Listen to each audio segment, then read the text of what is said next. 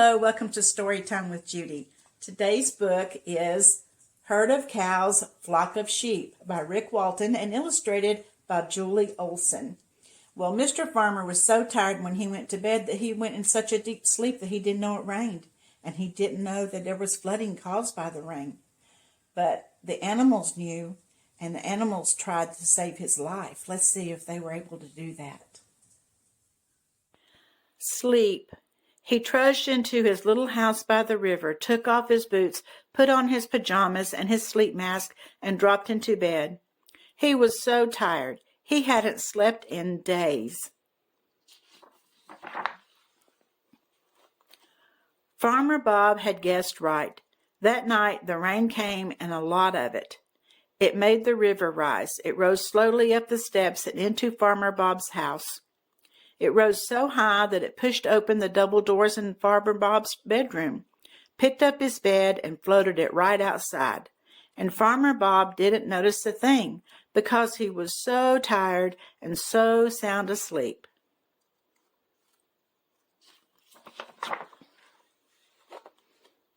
In the morning, far downriver from Farmer Bob's house, a flock of sheep grazed. One looked up from his chewing and saw a most unusual sight. "Bah!" she said. The other sheep looked. "Bah! Bah! Bah!" They ran to the river and called out to Farmer Bob. "Bah! Bah! Bah!" Farmer Bob stirred, but he was still so tired. Half asleep, he shouted, "Flock of sheep, quiet! I'm tired. I need my sleep."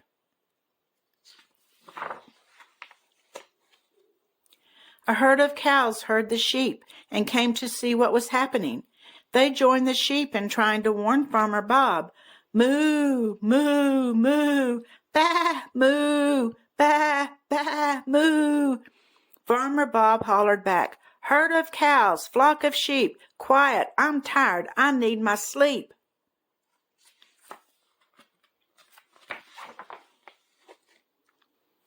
A pack of dogs looking for some fun followed the noise and discovered the floating farmer. They joined the hullabaloo. "Arf, arf, arf, moo, arf, bah, bah, bah, moo, arf." "Oh, won't they just leave me alone?" said Farmer Bob to himself, and he shouted, "Pack of dogs, herd of cows, flock of sheep, quiet, I'm tired, I need my sleep."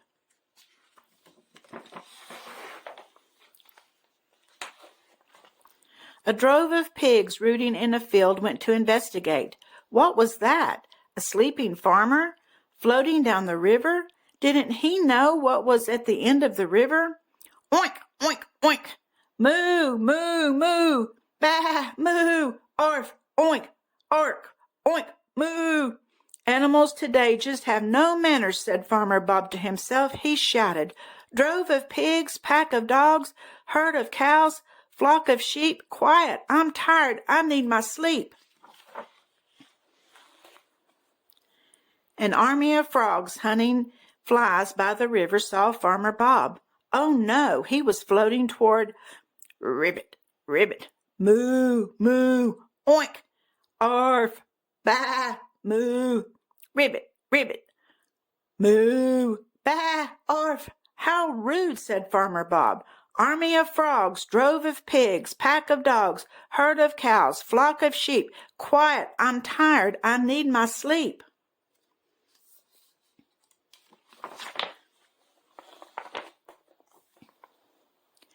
The animals started to panic. The farmer was still floating, and there wasn't much time left. They sent out a general all-purpose "come quick, it's an emergency" alarm, and they were quickly joined by creatures of all kinds. The pigs outlined a plan, and everyone sprang into action. A colony of beavers raced downriver and began chewing down trees. Splash! Into the river the trees fell. A school of fish tried to push them together into a dam. But it wasn't working. The trees just floated away too quickly. So much for Plan A. The pigs quickly outlined Plan B. A nest of mice brought their lifetime collection of rope and string, which a gaggle of geese carried to the bed and tied around the bedpost. Then the geese took the string in their bills and tried to fly. But no, the bed was too heavy to lift. On to Plan C, and time was running out.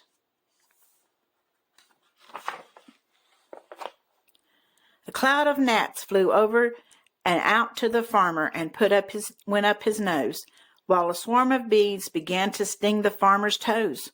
Farmer Bob swatted and kicked. "Bothersome bugs," he muttered. "Must have left the window open." The gnats and bees were not stopped. They kept flying up his nose. They kept stinging his toes. Finally, Farmer Bob couldn't take it any more. He flipped off his sleep mask and shouted, "That's enough! I'm going to get you, pesty—" Yipes! Farmer Bob finally realized where he was. Help me, I can't swim."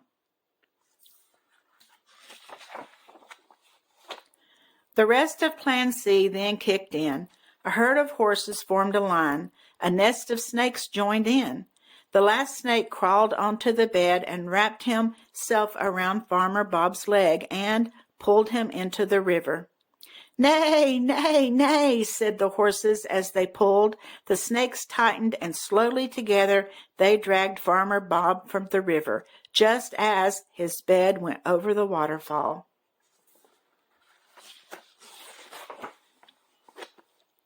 On the riverbank, while a clatter of cats kept him warm and a rafter of turkeys fanned him dry, the pigs jumped on Farmer Bob's belly to push out all the river water. Cough, cough. A gush of water came out of Farmer Bob's mouth. The pigs hopped off, and Farmer Bob sat up. Thank you. You saved my life, you wonderful animals and bugs," he added when he saw the gnats and bees. And to show his gratitude after he had dried and cleaned his soggy house, Farmer Bob issued an invitation. Nest of mice, army of frogs, drove of pigs, pack of dogs, herd of cows, flock of sheep, and other friends who found me asleep and saved my life, bug, bird, and beast, come to my place for a feast. Oh, yes, school of fish, you're invited too. And they all came. Farmer Bob got out his good set of china and served stacks of pancakes, messes of grits, bunches of bananas, and all the corn and potatoes and beans and tomatoes his friends could eat. And when they finally left, full and happy, Farmer Bob went out and bought a new bed, which he put in his new bedroom, so on the second floor, and went to sleep. Well, I think Farmer Bob had a bunch of friendly animals around him, didn't he? And they saved his life. I hope that you enjoyed the story. Don't forget to subscribe and hit that like button, and I'll see you again tomorrow.